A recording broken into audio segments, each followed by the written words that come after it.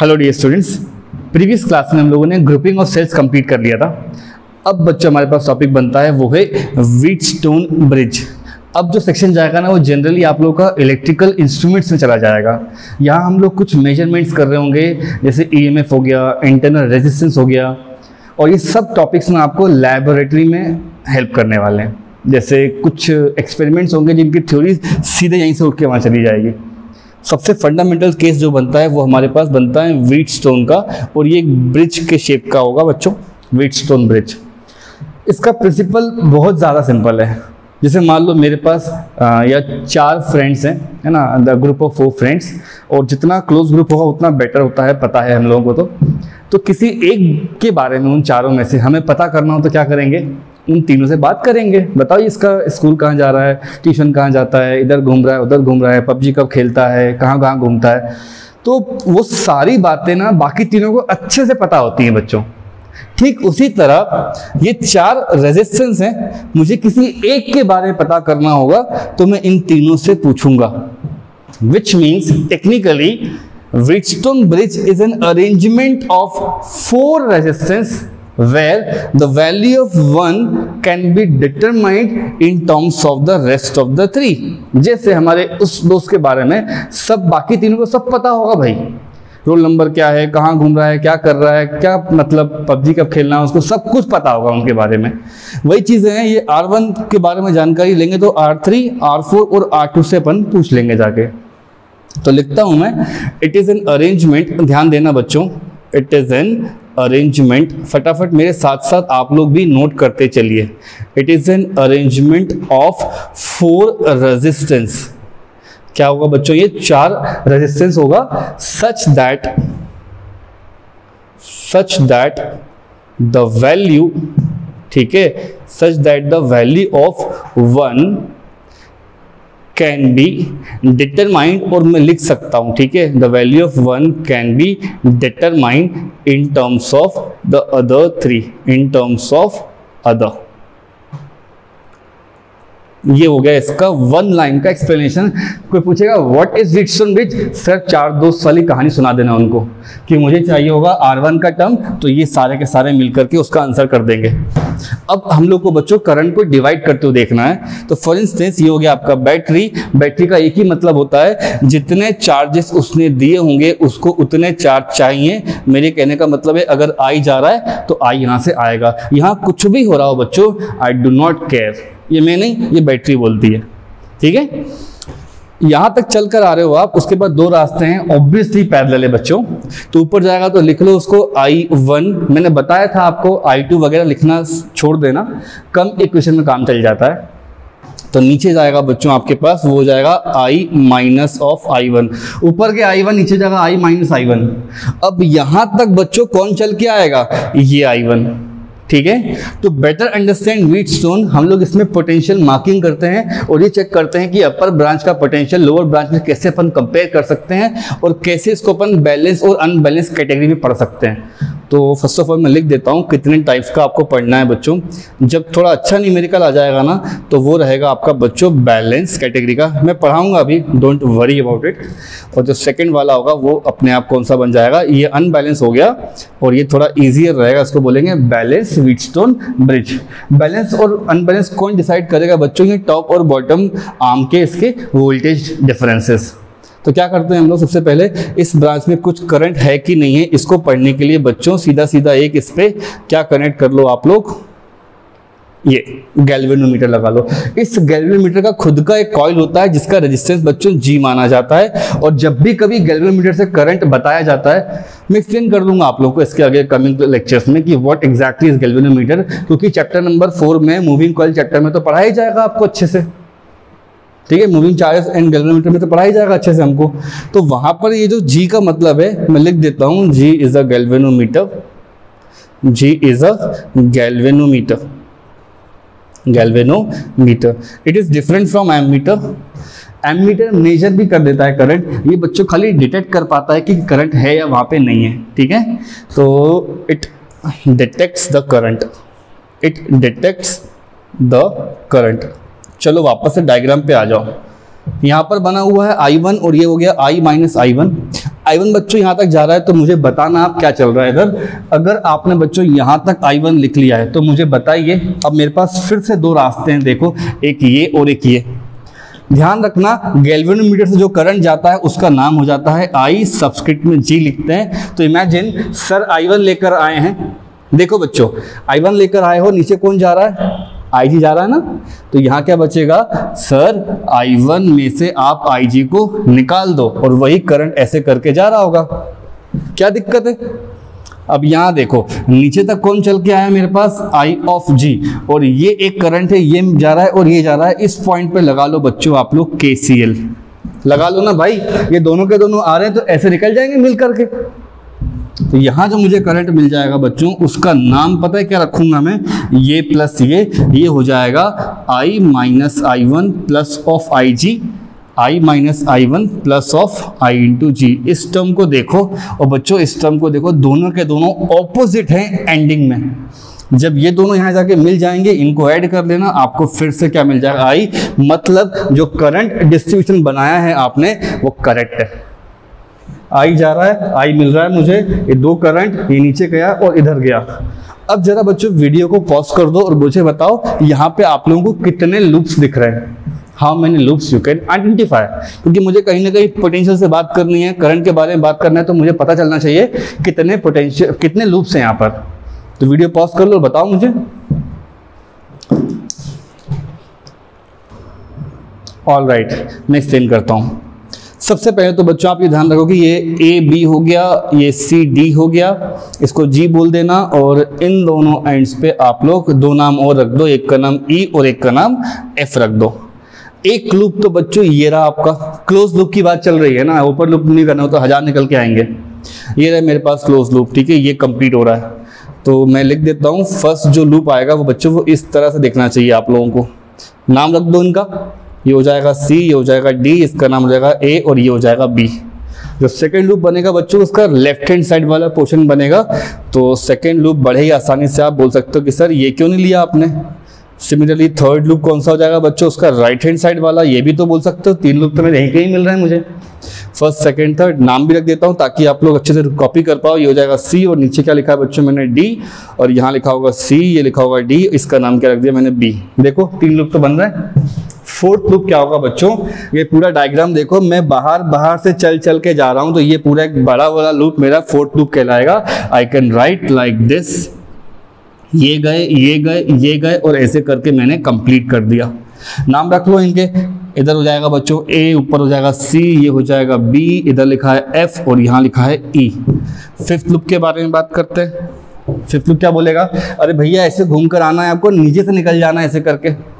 5 loop, तो यहाँ हो जाएगा सीधा सीधा फिफ्थ लूप का नाम रखोगे तो ऐसा कुछ दिखाई देगा बच्चों ये, ठीक है। देखो ये हो गया आपका फिफ्थ लूप, नाम रख दो उसका फटाफट। ये हो गया बच्चों A, इधर लिखा है B, यहाँ हो जाएगा D, E और F। 6 के बारे में सोचो और 7 के बारे में सोचो, आपका थोड़ा दिमाग चलना चाहिए यहाँ पे। कंप्लीट भी ले लिया, यहाँ से भी पढ़ लिया बच्चों। अब क्या बचता है, इसका लेफ्ट हैंड साइड वाला पोर्शन देखो, मेरा हाथ कहाँ जा रहा है, ये लेफ्ट साइड से गया और ऐसे निकल कर आ गया। देखो ये वाला लूप, यहाँ ध्यान देना, ये जा रहा हूँ मैं, ऊपर गया नीचे गया ऐसे गया और ये मेरा एक लूप बन गया। 6th, तो नाम रख लो उसके, ये हो जाएगा A, ऊपर है C, ये हो जाएगा D, इसका नाम हो जाएगा B, ये हो जाएगा F और ये हो जाएगा E। 7th वाला ट्राई करो, सारे बच्चे ट्राई करो, ये वाला होगा बच्चों ये, ठीक है। तो इस वाले लूप में अगर मैं बात करूं तो लेफ्ट हैंड से आना होगा आपको इधर से, ठीक।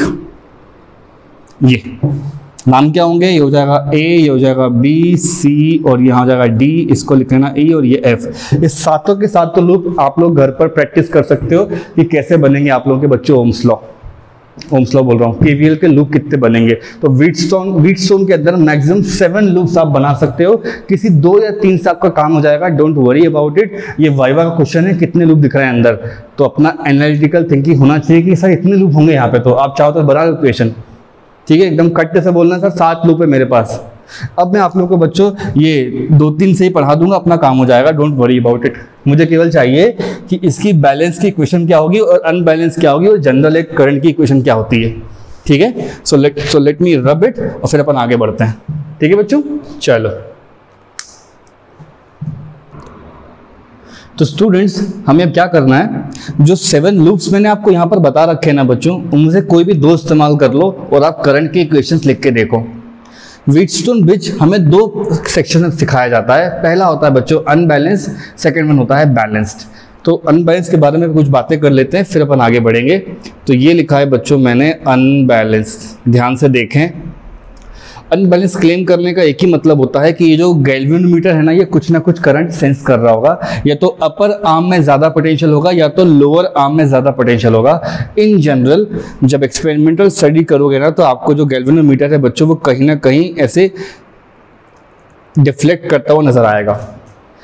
इसका मतलब होता है या तो कह दो कि गैल्वेनोमीटर पर करंट है, और या तो कह दो कि Vc is not equals to your V of D। मतलब इन दोनों पे पोटेंशियल डिफरेंस है, तो या तो एक बार करंट नीचे जाएगा और या तो एक बार करंट ऊपर जाएगा। हम अभी जो केस पढ़ रहे हैं बच्चों, उसमें Vc का टर्म ज्यादा है। द रीजन हमने अज्यूम किया है, और Ig यहाँ से देखो नीचे की तरफ आ रहा है, और फिर ये दोनों मिल करके यहाँ जा रहे हैं और मेरा आंसर मिल गया।